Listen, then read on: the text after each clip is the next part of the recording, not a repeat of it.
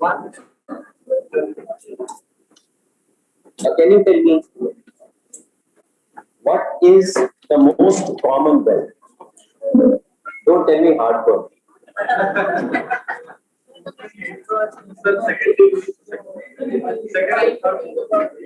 Thermal burn.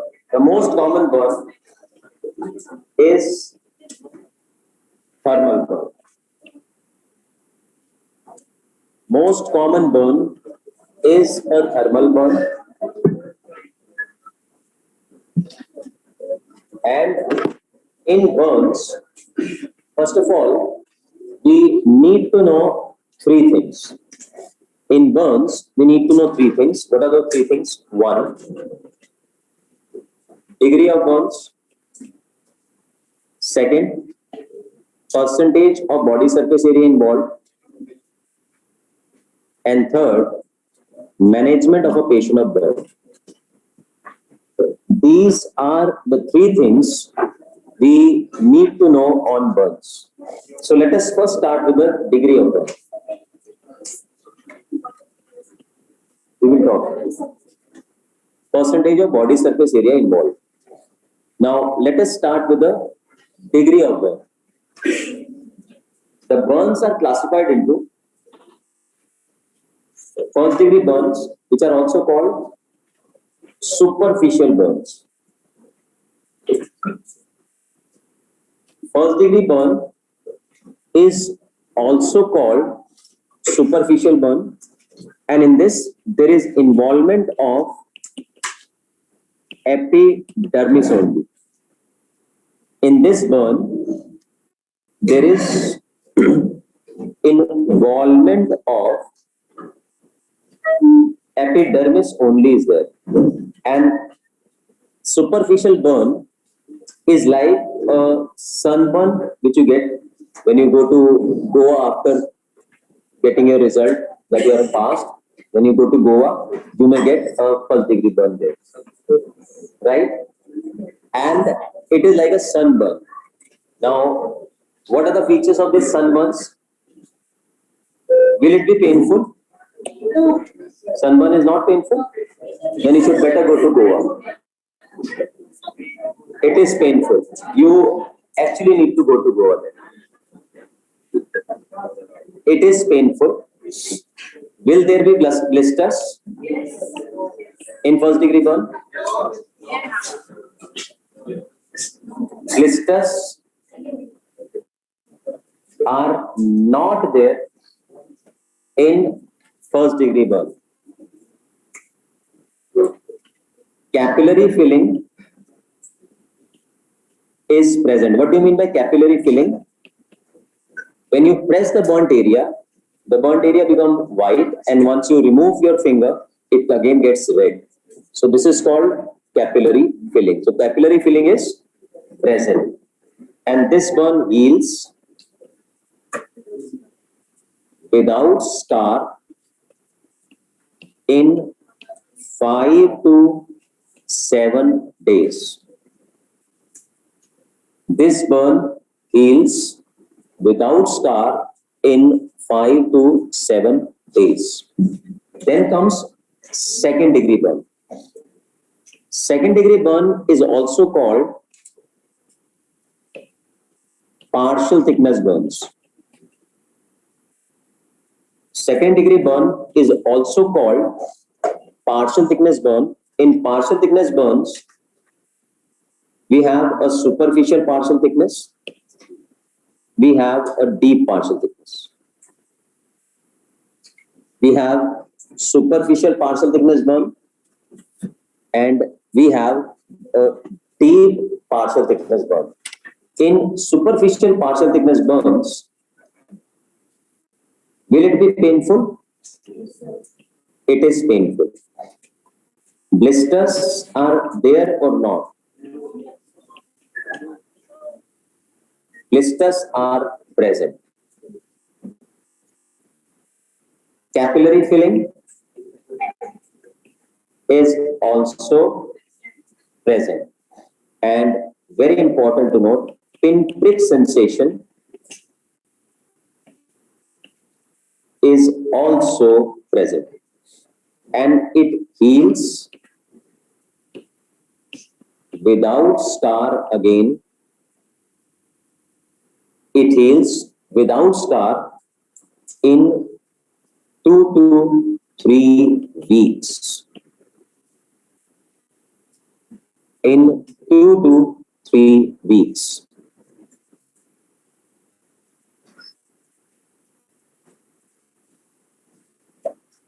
Second degree deep burns, very important point. Second degree deep burns are painless. Second degree deep burns, second degree deep onwards, burns are painless. Blisters may or may not be there. Capillary filling will be absent. And here the patient will not be able to differentiate between sharp and blunt pressure is absent. And this burn always heals with scar. This burn always heals with scar. Then comes full thickness burn. Full thickness burns can be third degree burn, can be a fourth degree burn also. Full thickness burn can be third degree and can be fourth degree.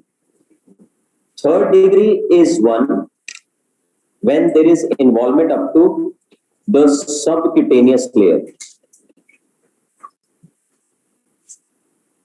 Fourth degree is one when there is involvement of muscles or even bone.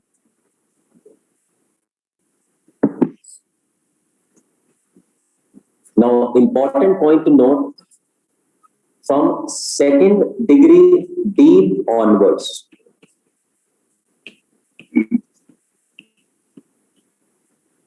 there is a formation of eschar.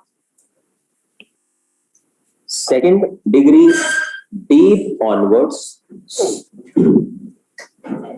there will be a formation of eschar. What is eschar? Important. Eschar is a protective layer formed on the raw surface of the burn.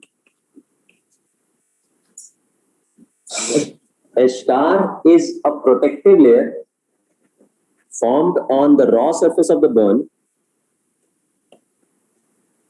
due to coagulation of proteins in cells. Eschar is a protective layer formed on the raw surface of the burn due to coagulation of proteins in cells. Now, then comes very important, that is calculating a percentage of body surface area involved in burn. How to calculate?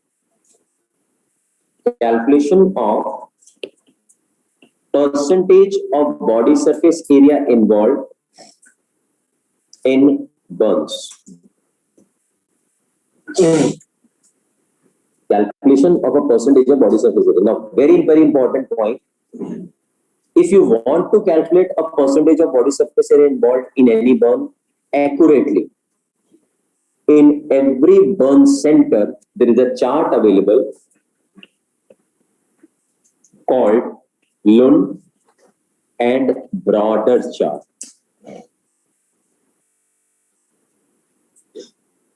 In every burn center, to calculate exactly the percentage of body surface area involved, there's a chart there called Lund and Broader chart. But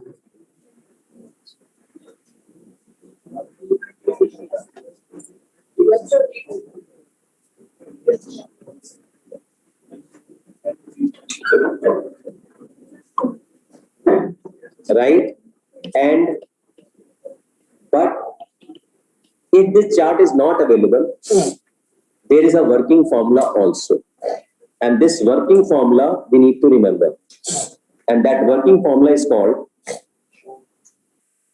Wallace rule of 9. That working formula is called Wallace rule of 9. What is this Wallace rule of 9? You have to remember. This is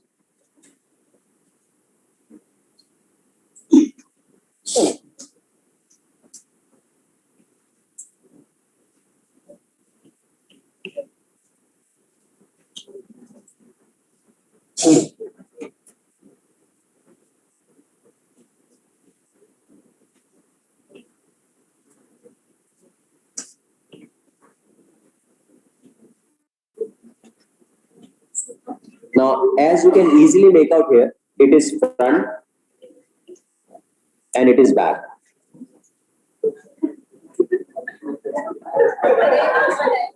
Right? This front half, it is 9 above, 9 below. It is 9 above, 9 below. It is whole of front of upper limb is 4.5, 4.5. It is whole front 9, whole back 9. It is 4.5 again, 4.5 again. And it is 4.5, 4.5. And 1% is given to external genitalia.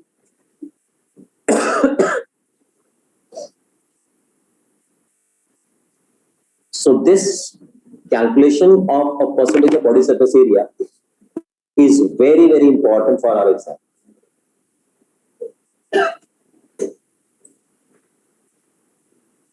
So say for example, you are told that the front of the upper trunk of the patient is burned. You will take it as 9%. You will take it as 9%. And if you are told back of the upper trunk is also burned completely, you will take 9 for that too. So total 18%.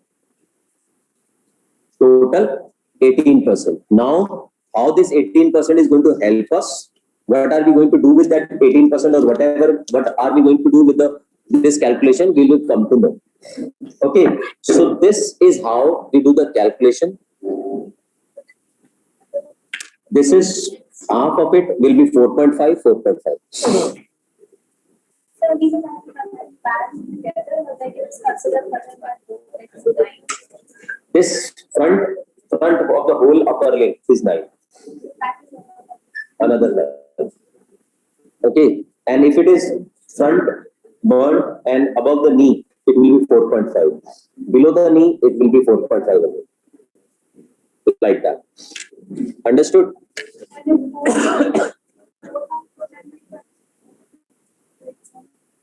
Front. If back is also, then 9, 9, 18. Okay. So this was when you have an adult patient. In a pediatric patient also we have a working formula. In pediatric patient, it is this.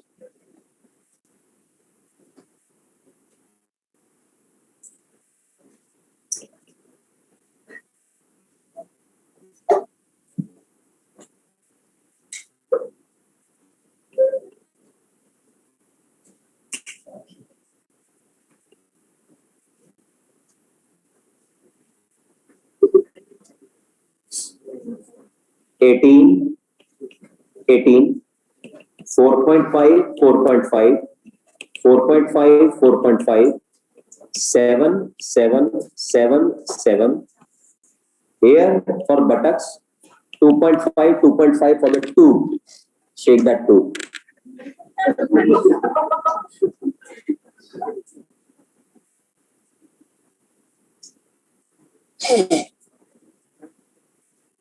For head and neck, it is 9.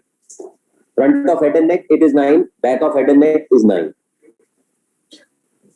This is when, please understand this, they have started asking question in pediatric and giving you the age of a pediatric patient also. When age of the pediatric patient is not specified, we will use this image.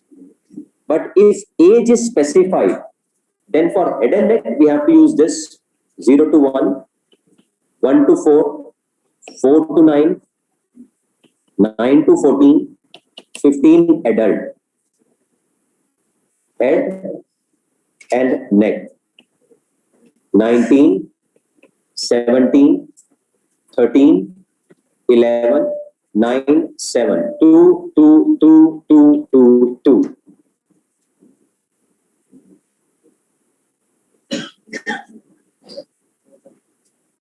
Rest of the body, for rest of the body, you will take this figure. For head and neck, just you will take this calculation then. If the age is specified.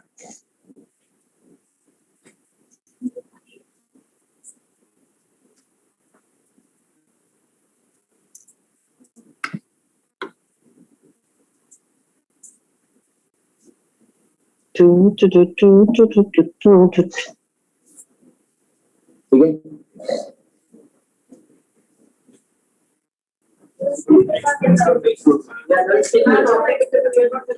3 साल का बच्चा है. Once the patient is 3 years, you are told patient has a burn on the face and the neck. You will take 17. Total of face, head and neck whole is 17. So since front is burnt here, so you will take 17. Half of 17 is 8.5. So 8.5 plus 2. So it is 10.5. And you are told in this, there is a whole of the upper trunk, whole of the trunk front is burned. So 18 again. So 10.5 plus 18. So it will be 28.5.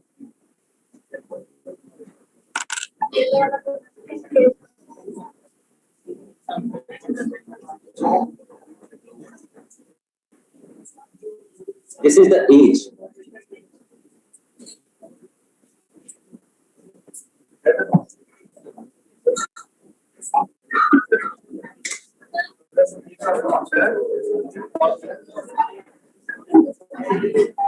एक minute क्या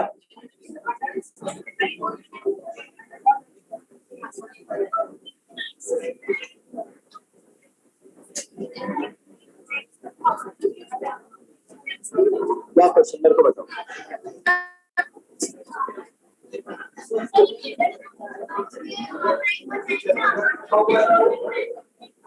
Why are we considering more area in pediatric patient in head and neck? The reason is the surface area of head is more in pediatric patient in comparison to adult. बच्चों का sir बड़ा होता है इसलिए.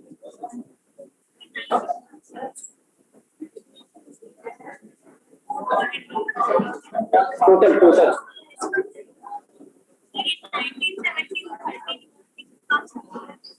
ये calculation का वो है फॉर्मूला है. ये दिस अ फॉर्मूला दैट आप यू हैव टू कैलकुलेट.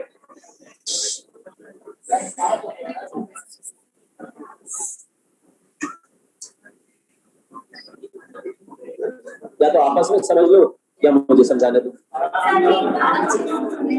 तो समझाने दो. Once there is a burn, we have to calculate a percentage of body surface area involved, that how much body got burned. That is called body surface area involved in burn, right? If this whole, imagine there is an adult, you're told that front of whole upper limb is burned. then in that case, I will consider this as a 4.5. If whole upper limb told to you got burned, means front and back both got burned, I will take it as 9. If I'm told that there is a burn of the front of the upper limb above the elbow, above this elbow, then it will be 2.25. 2.25. It will be 4.5, depending on what is told to you, depending on how much body part is involved. So likewise, if there is a burn of whole of the head and neck, face is included in the head, right? So if a front of the face, means face got, the front part of the head is a face. So if face got burned in an adult, then you will take it as 4.5. Okay. No. Front of the face, it got burned. This is 2. This total from here to here in adult is 4.5. Where this is 2. This is 2. So we are left here with 2.5. Likewise, this is 2.5. Okay. So you will take this as a calculation. Okay. समझ आ रहा है? Now, if back of the neck got burned, 1%, 1%, no? So total is 2. So 1.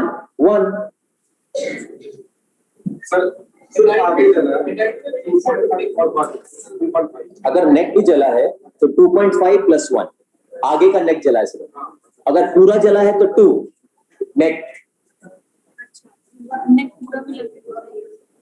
पूरा मिला के is 2. Front of the neck is 1. Likewise, if whole trunk got burned, the front of the trunk, it is 18% total. If upper trunk got burnt the front, 9. If lower trunk burnt up front, 9.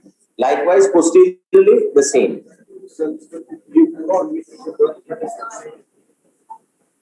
Got it? 2%. So that also like the head part is 2.5 and the neck part is 9. यहाँ पूरा से यहाँ तक ये पूरा reason इस 4.5 सामने का, 4.5 पीछे का, ये 2 है ना, ये पूरा 2 है, नेक 2 है. ये टोटल आगे का इस 4.5, इस पूरे 4.5 में 1% is neck, so this left is 3.5 because it is neck. अगर पूरा neck burned है तो this is 2.5. front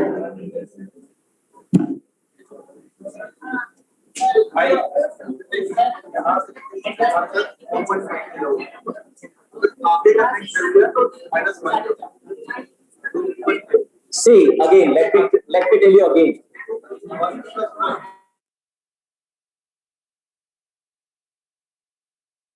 Now, from here to here, यहाँ से trunk से लेके ऊपर का सारा area, from trunk to the upper area, front of this hole is 4.5, back of this hole is 4.5, right? But if you have to take it individually, front of the neck is 1, back of the neck is 1.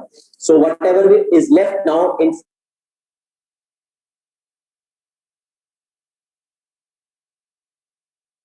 neck में चला गया तो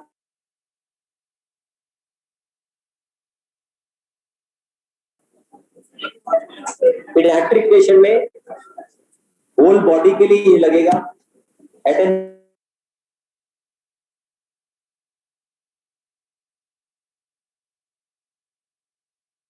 pediatric patient. For head and neck, you will use this. For rest of the body, you will take the image. If age is not specified, then you will take this. If age of the pediatric patient is not told, you are told a pediatric patient got burned. Age is not told, you will take this image.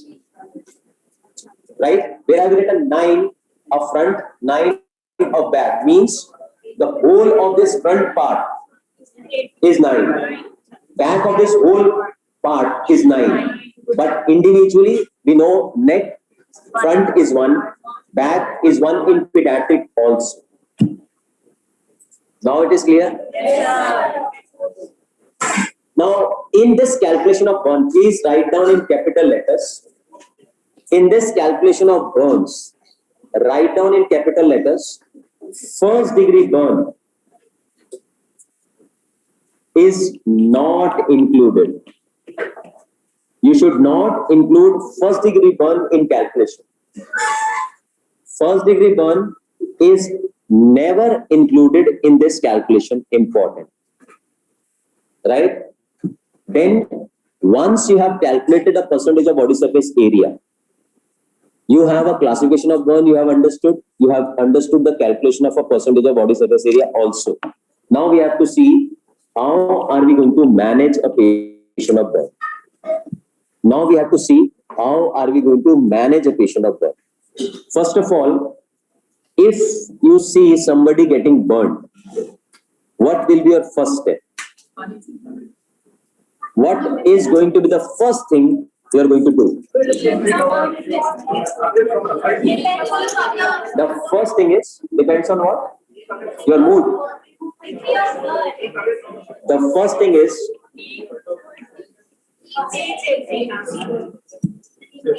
you have to first stop the burning process. You should always stop the burning process first. And should you pour water on the patient? Yes or no? Answer is yes. Within 1 hour of burn, this is only within 1 hour. Who told you not?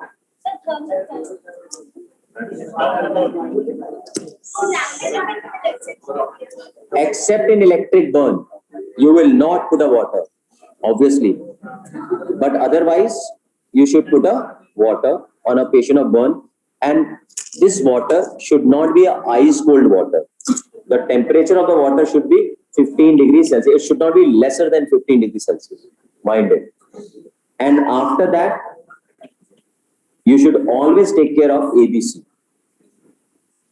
After that, in any patient of burn, you should always take care of ABC. Except for the electric burn. Otherwise, you will also catch current. Right?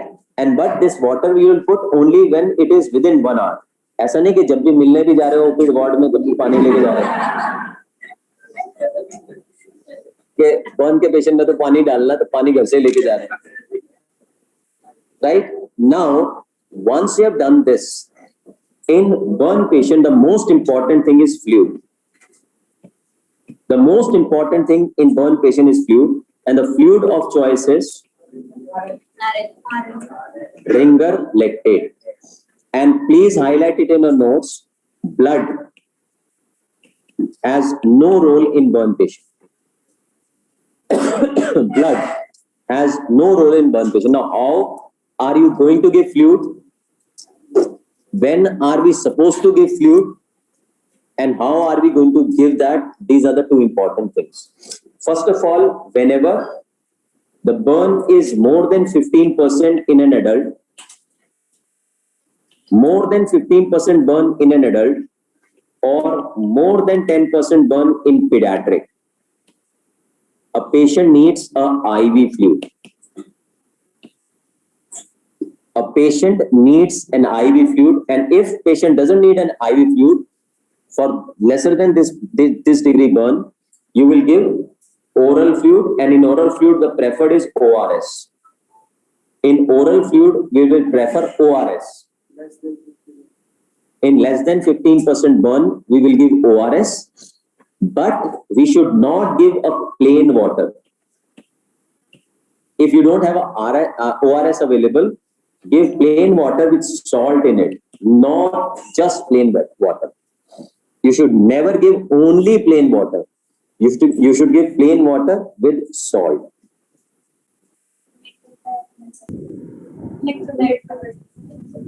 Right? So You should give plain water with salt.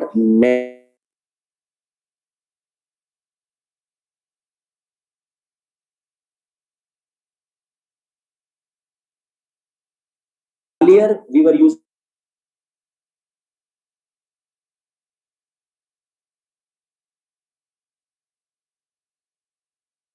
Parkland formula.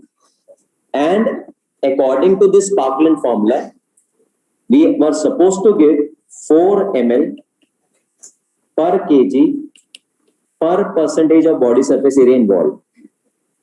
4 ml per kg. Kg means weight of the patient. Per percentage of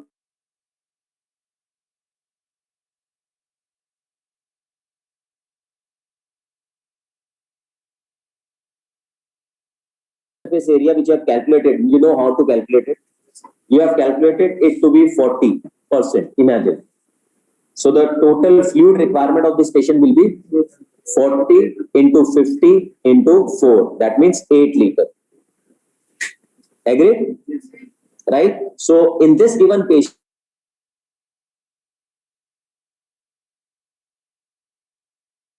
8 liters has come. It doesn't mean that in every burn patient we are going to give 8 liters. It depends on how much body surface area involved and what is the weight of the patient also. And in this, whatever calculation after this, whatever calculation has come, imagine X calculation has come. Here it came, this X was 8 liters. Any X can come, we can appreciate. Any X can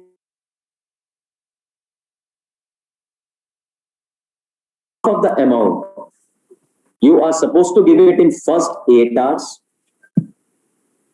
Half of the amount which you have calculated, here it was 8 liters. So we will give 4 liters in 8 hours, first 8 hours. Remaining half of the amount, we will give it in 16 hours. Half of the amount, you will give it in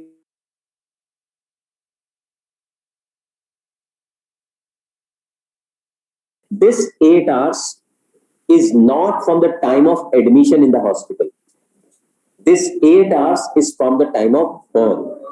Imagine if somebody got burned 4 hours back, if 8 liters is a requirement, 4 liters will now go in 4 hours because 4 hours have already been elapsed. Understood? Then one more thing here. I told you the calculation of percentage of body surface area.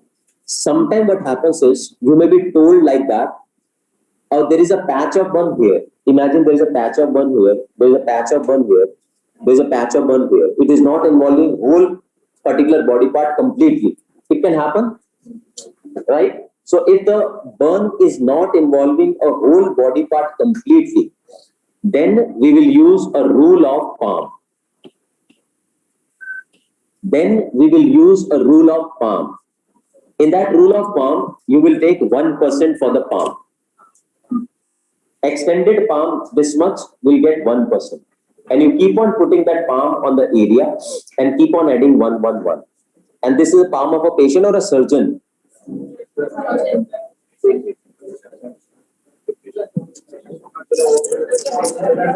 It is a palm of a, obviously, a patient.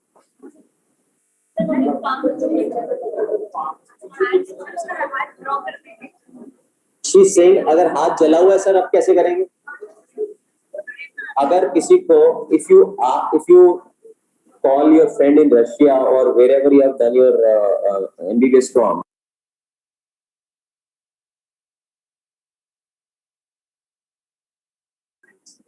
Impression देते हो ना कि ये impression है, इससे इस size का जूता लेना है, तो आप पाम का इम्प्रेशन दोगे एक पेपर पे और उस पाम को और जगह ले जाओगे. पेशेंट की पाम थोड़ी घूमेगी, पीछे कैसे जाएगी?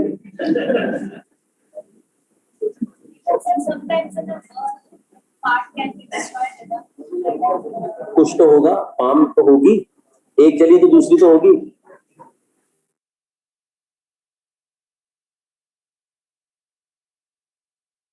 Carefully, which I am going to tell you now. Earlier, for calculation of percentage of body surface, for calculation of a fluid requirement in a burn patient, we were using a Parkland formula. Parkland formula has not changed. So if an examiner asks you that how much amount of fluid required in this particular patient according to Parkland formula, the answer will be according to this. But if they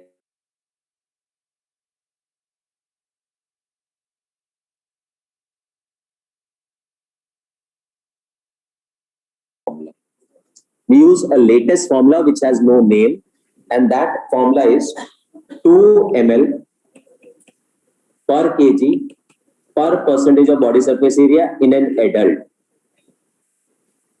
So now we will give fluid according to 2 ml. But if they ask you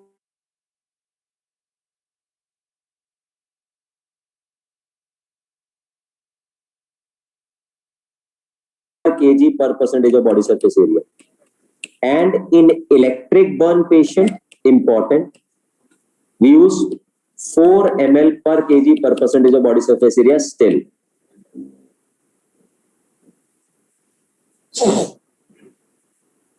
And in pediatric patient, what was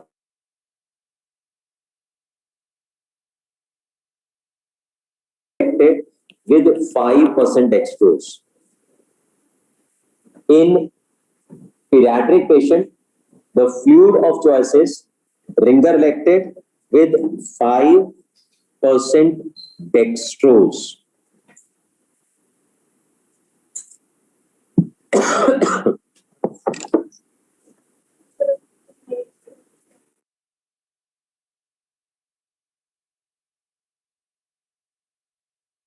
Another very important point here. 4 hours. This is initial resuscitation. Now, please, before I go to that, let's see who will answer this. You have to give this much amount of fluid. So, what size cannula are you going to use? Wide bore.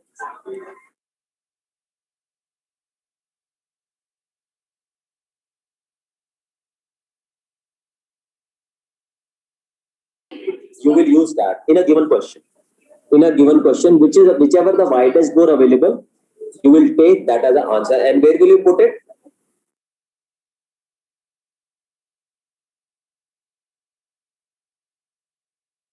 Antecubital vein. If antecubital vein is not available, then first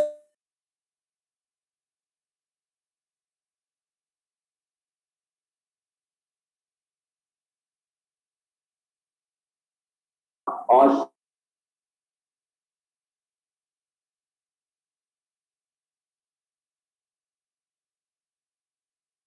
maximal 1/3 of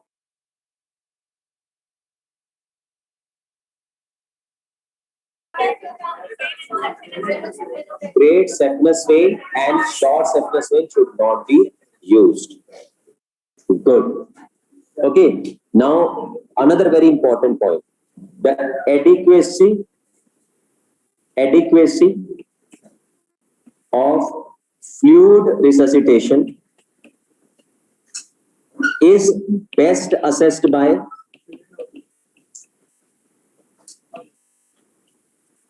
adequacy of fluid resuscitation here also is best assessed by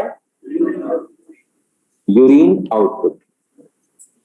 And the goal of urine output here also is more than 0.5 ml per kg per hour in pediatric, more than 1 ml per kg per hour in, more than 0.5 ml per kg per hour in an adult, more than 1 ml per kg per hour in pediatric. But please be very, very careful.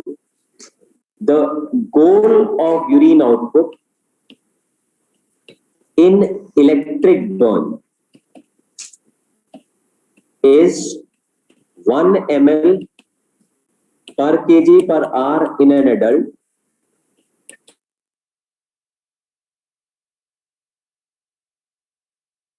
are in pediatric. Now, who will tell me? Let's see who can answer this.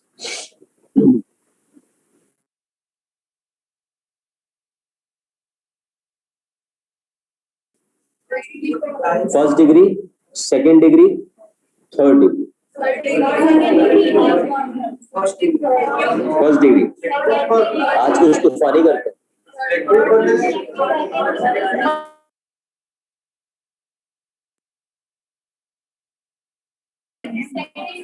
second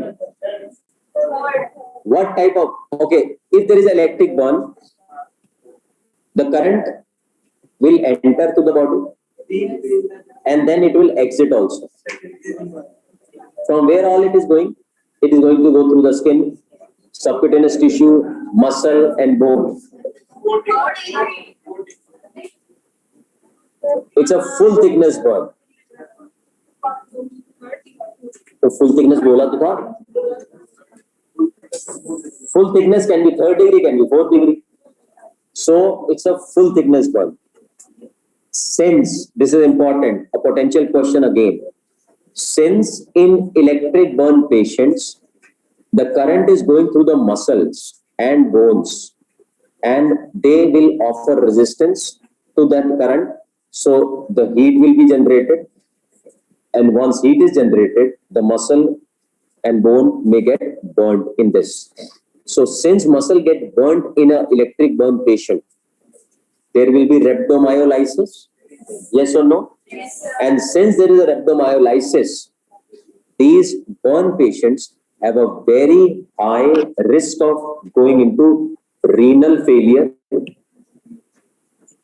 due to acute tubular necrosis and because renal failure is common in electric burn patients that is why we should aim for a higher urine output that is why there is a higher requirement of fluid also here.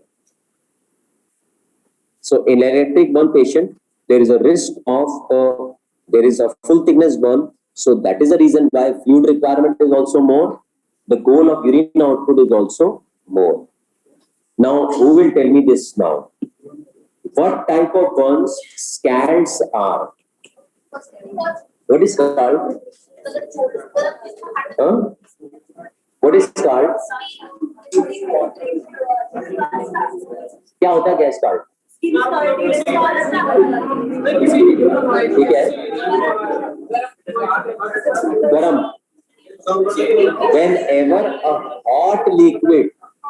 whenever a hot liquid gets spilled over you it is scald.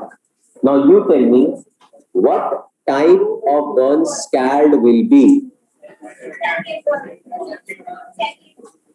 Your answer should be, sir, it depends on how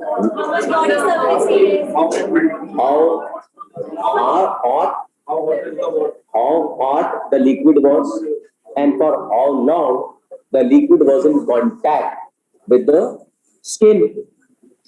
The right answer will be this because it depends on how much temperature of that hot liquid was and for how long that liquid was in touch with the body. This should be the right answer. But if I ask you, I am not going to provide you the temperature. I am not going to provide you the contact time also. If you have to answer in general, scald will be a superficial burn or a full thickness burn. It is usually a superficial burns, but it can be deep also. Understood? So please be careful about it. This was the question asked. Now you have started a fluid. After fluid, the most important thing is fluid, and after 24 hours. After 24 hours of burns, you should start colloid. You should start colloid, and in that colloid, you should give either hypertonic saline. You should give either hypertonic saline or albumin or fresh frozen plasma. Normal in general, किसी भी burn में. After 24 hours, you should start colloid, and in that colloid we can start hypertonic saline, we can start albumin, we can start fresh frozen plasma also. Commonly, we are starting albumin. commonly we are giving albumin. Okay, and then after fluid, the second important thing in burn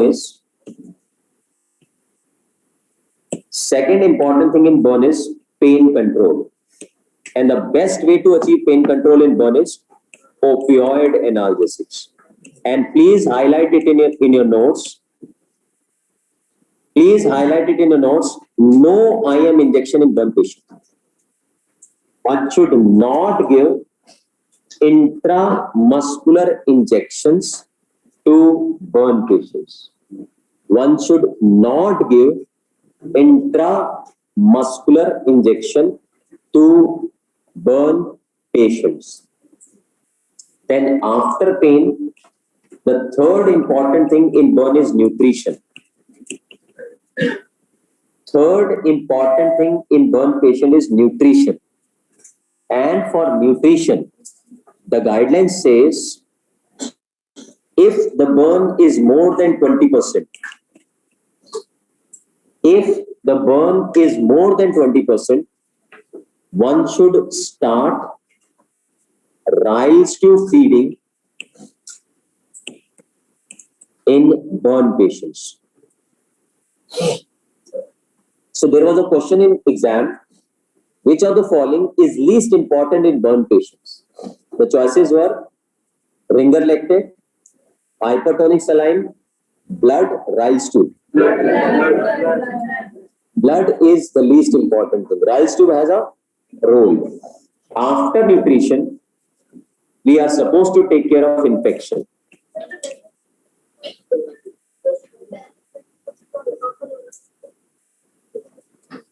Infection. Now, the most common organism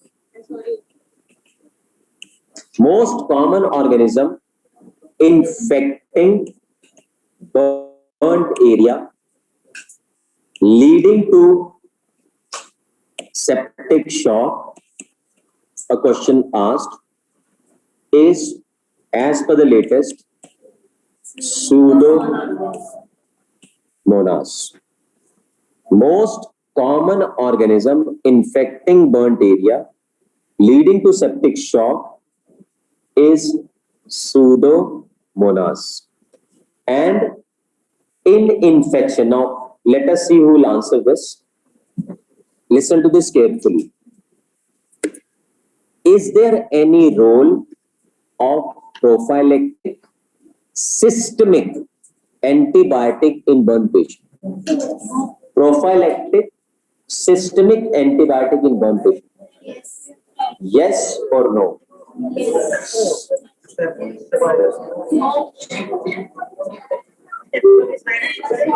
No? So if I ask you, listen to the question again. There are two questions. Is there any role of prophylactic systemic antibiotic in burn patient? Another question is there any role of prophylactic antibiotic in burn patients? To this question, let's answer first. Is there any role of prophylactic systemic antibiotic in burn patient? Answer is no. Is there any role of prophylactic antibiotic in burn patient? We don't give antibiotic systemically in burn patient. We apply topical applications. We apply topical antibiotics. So what are the topical antibiotics we have? We should know. We have silver nitrate. We have mefenide. We have silver sulfadiazine. We should know the problems and advantages of these applications. Then I tell you the topical application of choice. Silver nitrate application leads to black pigmentation. Silver nitrate application leads to silver sulfadiazine, mefenide, and silver nitrate.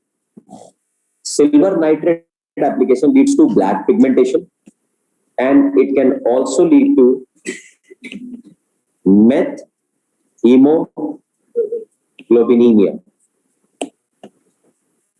It can also lead to methemoglobinemia.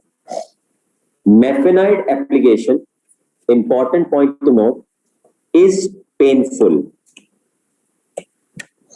and it can lead to lactic acidosis also. It can lead to lactic acidosis also. But very important point about mefenide is that this is the only topical application which can penetrate eschar. Mefenide is the only topical application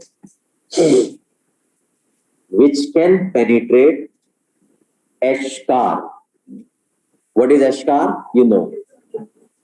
Silver sulfadiazine application can lead to dyselectrolytemia, and it is the preferred topical application.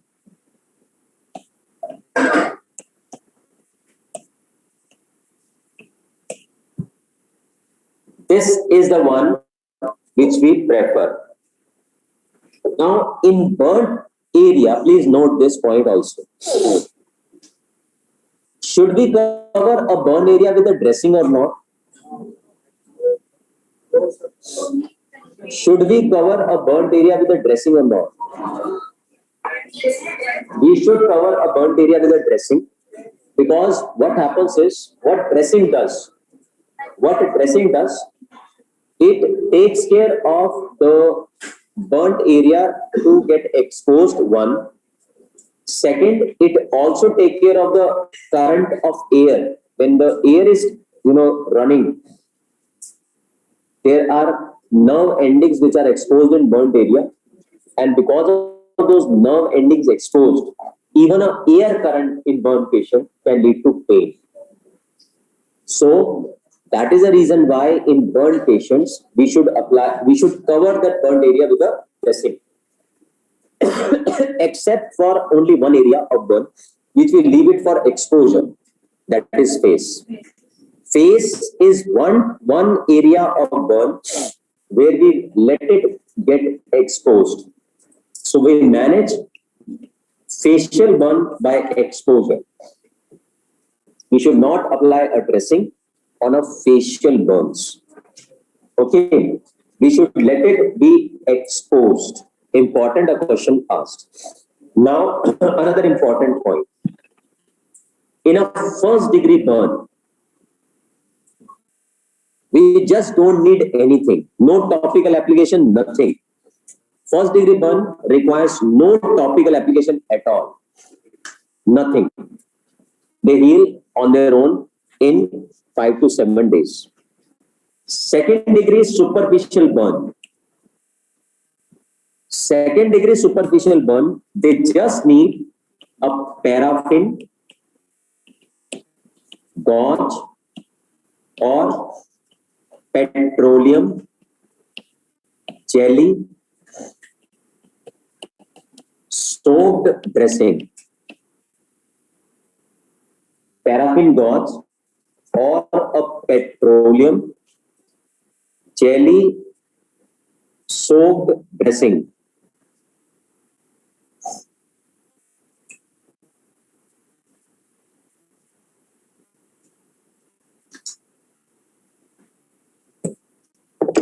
Right? From second degree deep onwards, we apply topical antibiotic. And what is a topical antibiotic of choice? Silver sulfadiazine. Silver sulfadiazine. And now in burn patients, there's a new concept which has come up called early excision and grafting. A new concept in burn have come up called early excision and grafting. What is this early excision and grafting? This is done in second degree deep burns onwards. Okay. This early excision and grafting, a new modality of treatment which has come up, we do when the burn is second degree deep or onwards. ये होता क्या है? Let's understand. What we do in this, let's understand. Imagine this is the burnt area. What we do in this, we take a knife and keep on scraping this burnt area till the time we get a capillary oozing from a burn bed. We keep on scraping the burnt area till the time we start having a bleeding from the burn bed. And then after this bleeding was seen, we put a graft over the burnt area. This is called early excision and grafting. This modality of treatment is done between 3 to 5 days. Important, should be done between 3 to 5 days. And presence of streptococcus,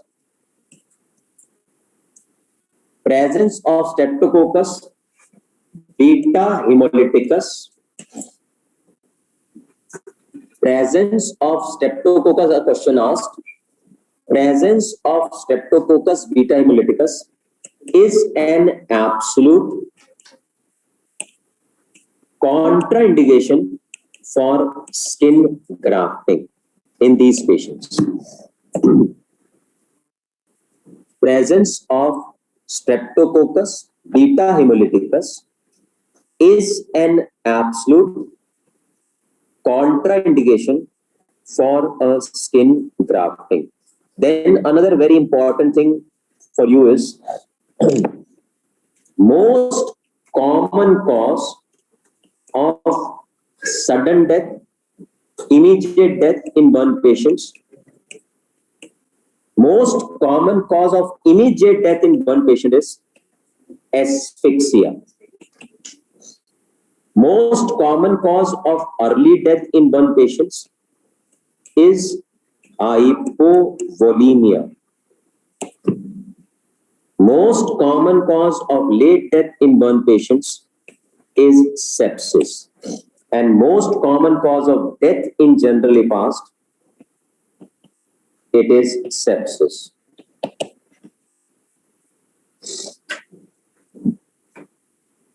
Most common cause of death in generally past, it will be sepsis.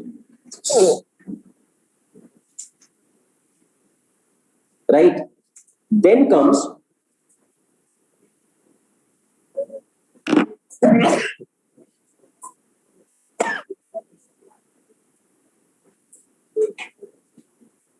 most common cause of immediate death in burn patient is asphyxia.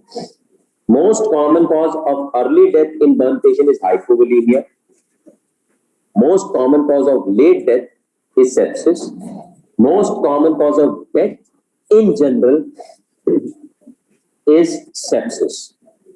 Right? Then comes referral of burn patient. Referral of burn patient to burn center. When will you refer? When should you refer a burn patient to a burn center? 1. When there is more than 10% partial thickness burn is there in more than 50 years or less than 10-year-old patient.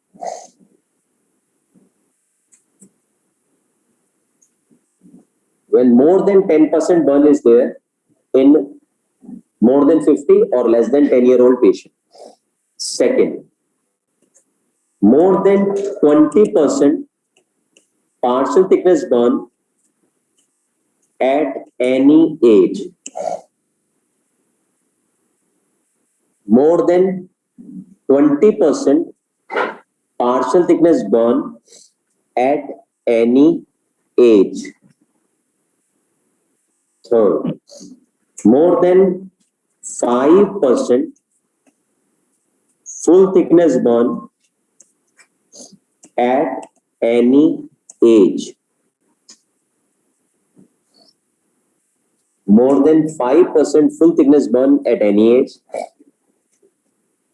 or burn involving face, palm, soles, perineum, peritoneum, joints. Burn involving face, palm, soles, perineum, peritoneum, joints. Fifth, chemical burn. Sixth, electric burn. 7, inhalational burn. Now, very important point. How will you know that the patient has an inhalational burn?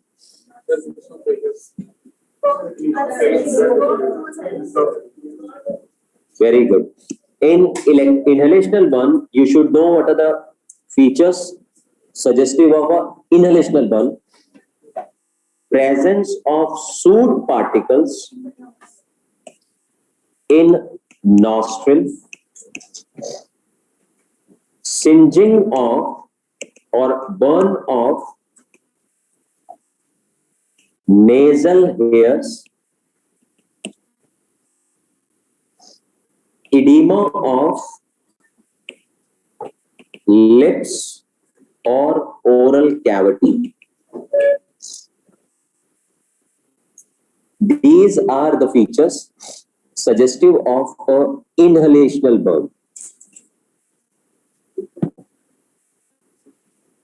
Singeing of nasal hair means burnt nasal hairs. Then, patient with burn with trauma. Patient has a burn also and patient had a trauma also. Burn with comorbidities.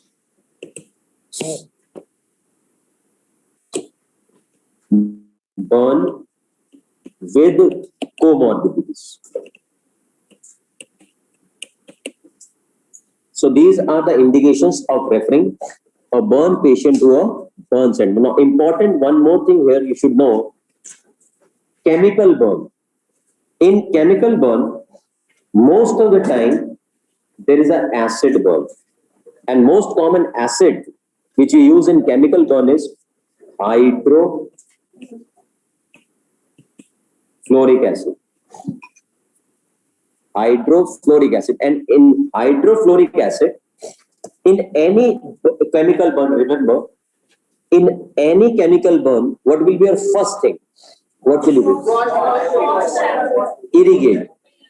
Keep irrigating it. Keep irrigating it till the time you get a normal pH, right?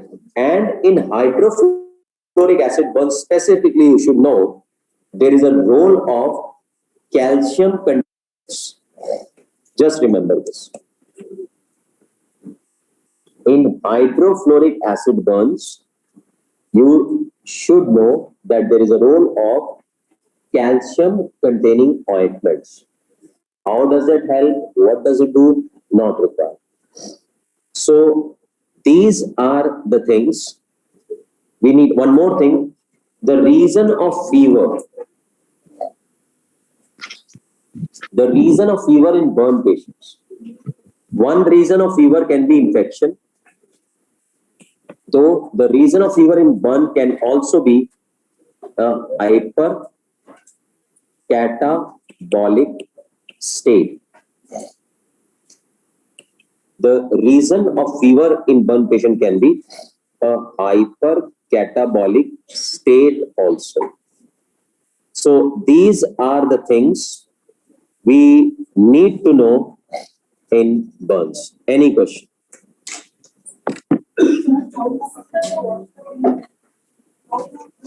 How long you should wash? Till the time you get a normal pH of the teeth. Huh?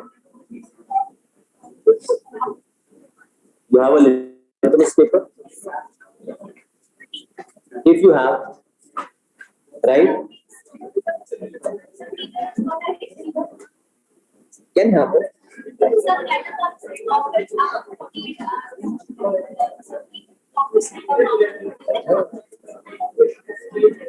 Any other question? Fever hypovolemia से नहीं, hypovolaemia के कारण hypothermia होता है.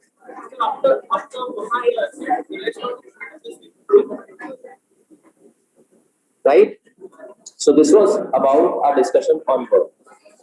Then comes, now we are going to start general surgery, and in general surgery we are going to first talk about wounds.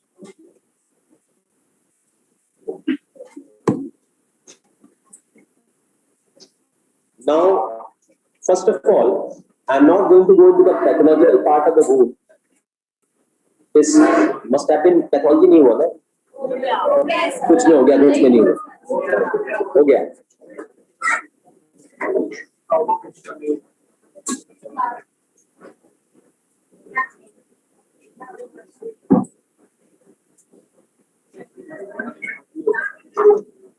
See, this discussion on general surgery is very important for us, and this discussion on wound care is also very important for us. They are going to check you on how do we manage a wound and what care we need to do once there is a wound. So wound management is very, very important for your examination point of view. So let's understand that how to manage a particular wound, what are the various ways of wound healing, and what are the various types of wound we have also. Right? First of all, in wounds, there are three ways of managing a particular wound. There is something called healing by primary intention. There is something called healing by a primary intention. There is something called healing by secondary intention. There is something called delayed primary or tertiary intention healing. There is something called delayed primary or a tertiary intention healing. Now, what is a primary intention healing? Whenever this primary intention healing, whenever you approximate the edges of the wound, whenever you approximate the edges of the wound mechanically, whenever you approximate the edges of the wound mechanically, it is called healing by primary intention. What are the mechanical means? You all are aware. Sutures. When you approximate the edges of the wound mechanically, is called primary intention healing. And how can we approximate the edges of the wound mechanically? What are the means? We have sutures. We apply sutures. We apply staplers or clips. We apply staplers or clips. Any other you know?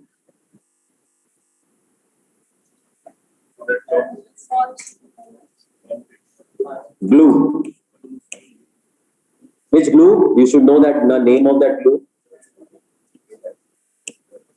Glue glue is cyanoacrylate glue. The glue uses cyanoacrylate. We can also use adhesive strips. We can also use adhesive strips. These are the mechanical means of approximating the wound edges. Right? Now, very important point in this. Whenever you approximate the edges of the wound mechanically, the epithelial cover, important point, epithelial cover to the wound comes in 48 hours. The wound get epithelialized, epithelial cover, or the wound get epithelialized in 48 hours, important. In primary intention healing, once we approximate the edges of the wound mechanically, the epithelial cover on the wound comes in 48 hours. Then there is something called secondary intention healing. Secondary intention healing is when you leave the wound open. When you leave the wound open to heal by formation of a granulation tissue.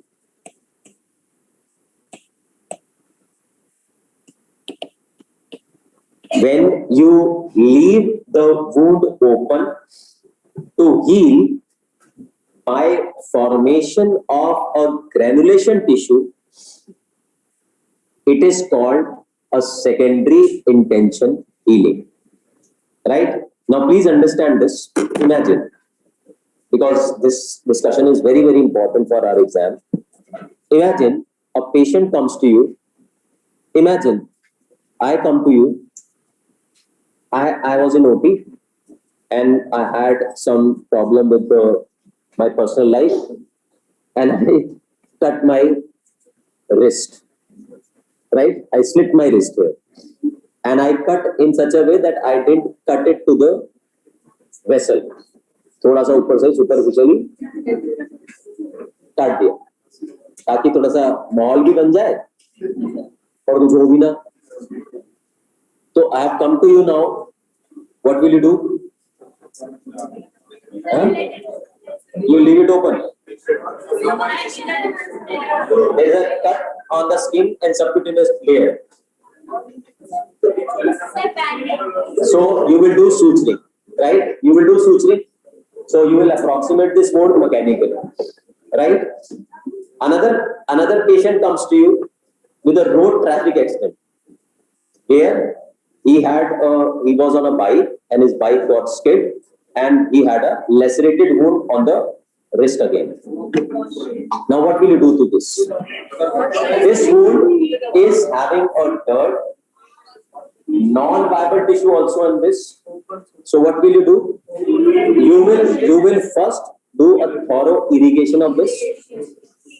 You will do a thorough irrigation of this, and you will also remove all the non-viable tissue from it mechanically. Whenever we remove a non-viable tissue from any wound mechanically, this is called debridement. When you remove a non-viable tissue from the wound, it is called debridement. So we will do debridement and you will do irrigation of this wound, but you will leave this wound open. You will not close it. Why? Why won't you close it? Why won't you close it? Because this wound is dirty. If you close it, there are chances that it might get infected.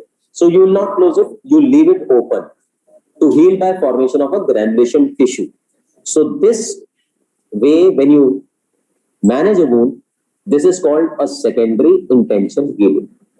Right? So these were the two ways earlier of managing a wound. Now there is a different way. Now imagine I have cut my wrist, again skin and subcutaneous tissue only, I didn't go deeper, right? And I have come to you after 6 hours. What will you do to me? Huh? You will do the irrigation? Wash karoge fir? Now, see, this is something you should understand. There was earlier something called golden hour. Golden hour for wound was considered to be first 6 hours. So it was said that even when you have a clean, this term first of all is no more there, but you should still know what is golden hour. ये term exist नहीं करती, but you should still know what is golden hour.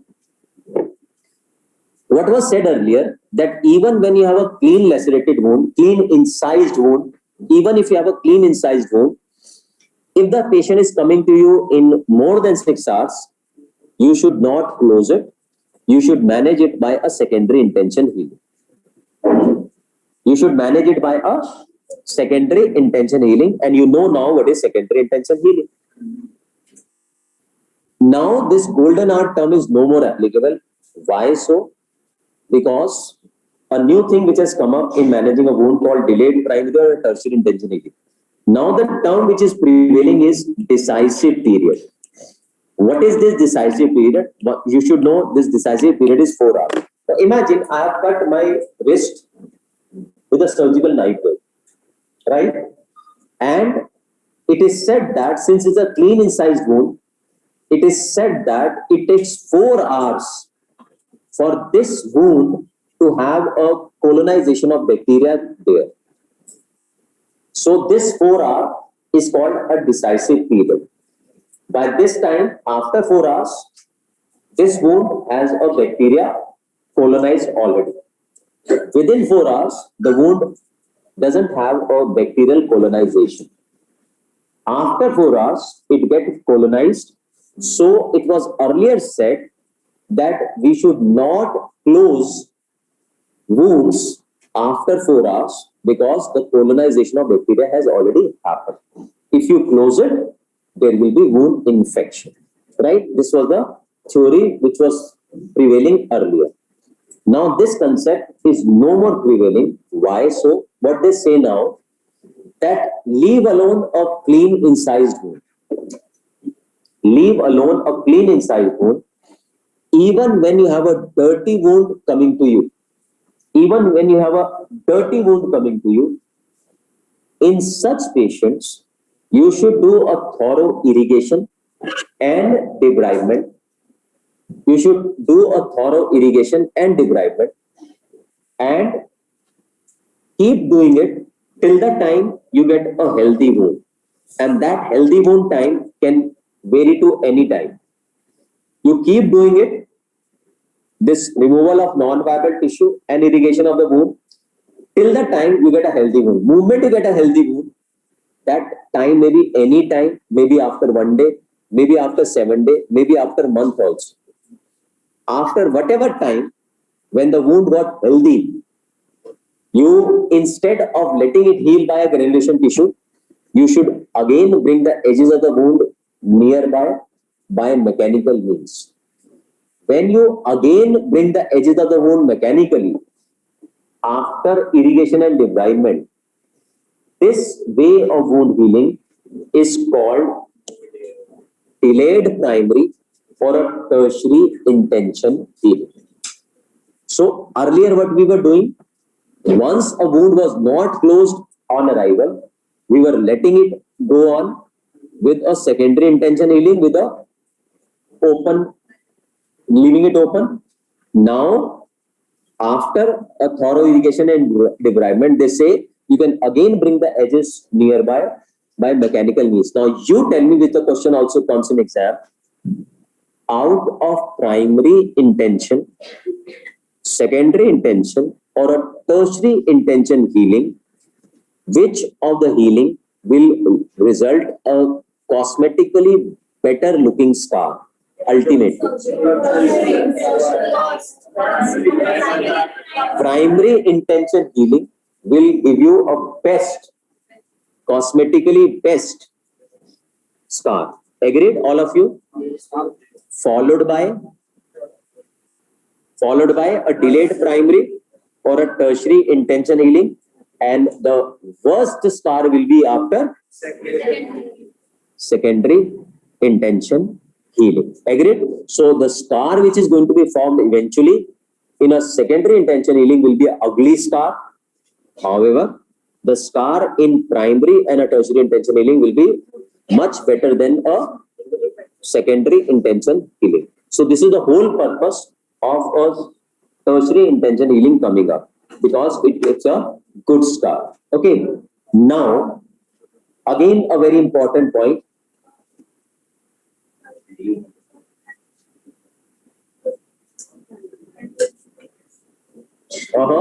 In tertiary,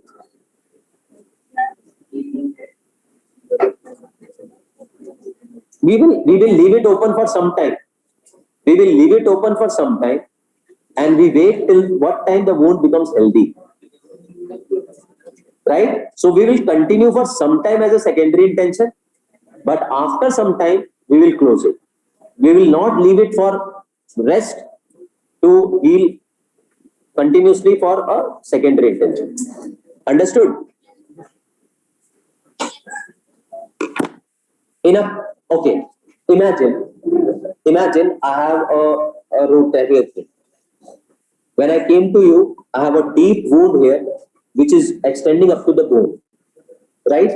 And in that wound, there is a dirt, my clothes are also inside, and there is a dead muscles and the fascia is also there. Since it is a dirty wound on arrival, anyways you are not going to close it. So I have two ways now to deal with this. One of the ways, I keep doing the debridement of this wound by mechanically removing, I take a scissor and mechanically removing all the dirty things from inside and the non-viable tissue from the inside, and irrigate all those things and keep doing a dressing of this and let it heal by a secondary intention. I don't close it. The second option I have is I keep doing it, keep doing the dressings, and moment I get a healthy wound without a colonization of bacteria, I keep checking take a swab from the wound, and once the bacteria are not there, because you are regularly doing the dressing, you are regularly doing irrigation, so the point will come when the bacteria colonization will not be here and the wound becomes healthy. I can again bring the edges close by and suture it. When I am suturing it again, after leaving open for some time, it is called a delayed primary or tertiary intention. So irrigation is done with water or antibiotics? Irrigation is done by a normal saline. You can use a distilled water also, but we commonly use normal saline.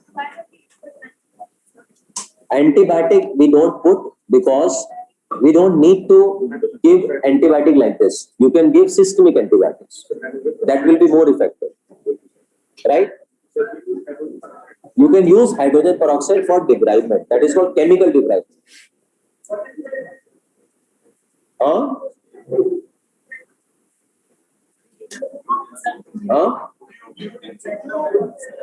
What if?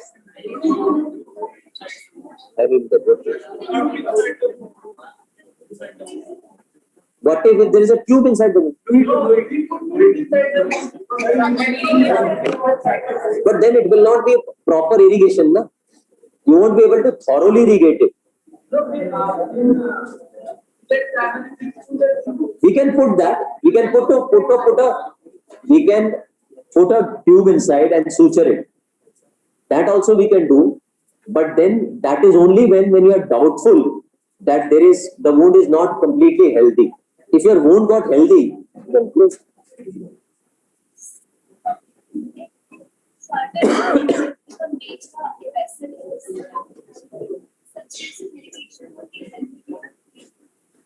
Major vessel, sir, question is, if the major vessel got injured, you should better be suturing or repairing that vessel or ligating that vessel. After that, you have to control bleeding first. Right? Now then comes What are the various factors affecting wound healing? Factors affecting wound healing. It's a long list. The factors affecting wound healing is a long list, but very important list for our exam. The factors affecting wound healing are site of the wound. You can appreciate if the wound is here. If imagine I have a wound here or here, the healing of this wound will be later than this wound heal later than the wound here, because this wound, this area keeps you having a movement. So because of that, the wound will have a delayed healing. So site of the wound also has a role in a wound healing. Second, structures involved. Structures involved. The deeper wounds will heal, take a longer time. The superficial wounds will heal in a shorter time. Then, mechanism of wounding. An incised wound will heal earlier than a crush injuries. Incised wound is going to heal earlier than a crush injuries, obviously. Fourth, arterial supply. If there is a poor arterial supply, you can appreciate the wound will have a delayed healing. Venous insufficiency. If there is a venous insufficiency there, then also the wound will heal slowly. Then, previous radiation. If the wound is at an area where the patient has received radiation, then also the healing will be delayed. Pressure. If the area where the wound is, if there is a pressure over that area, then also the healing of the wound will be delayed. Then, if the patient is malnourished,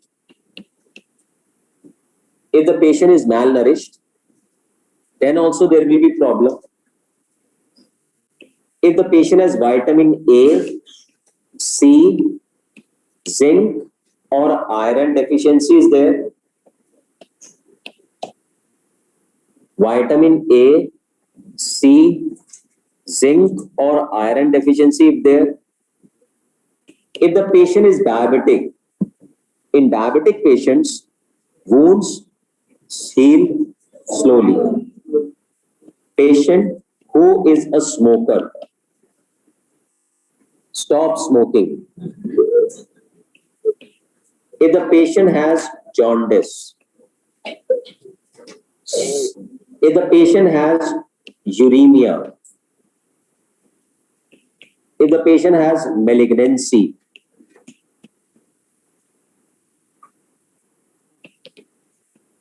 patient with advancing age, patients on steroids, important.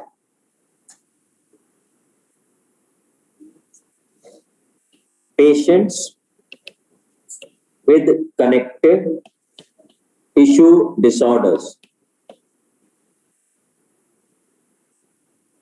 patient with connective tissue disorders, obese patients, and if there is a local tension in the wound.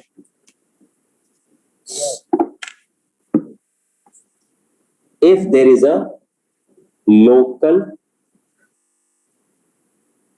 tension in the wound,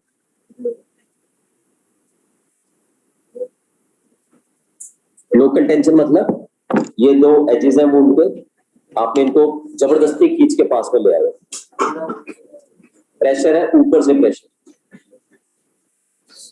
local tension in the wound. These are the various factors which affects wound healing. Then comes a very, very important discussion, that is on surgical wounds. Classification of surgical wounds. Break or continue?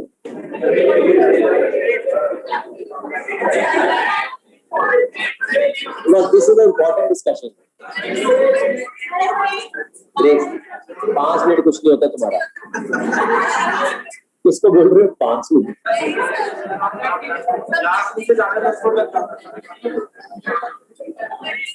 Continue. जल्दी बोलो जल्दी.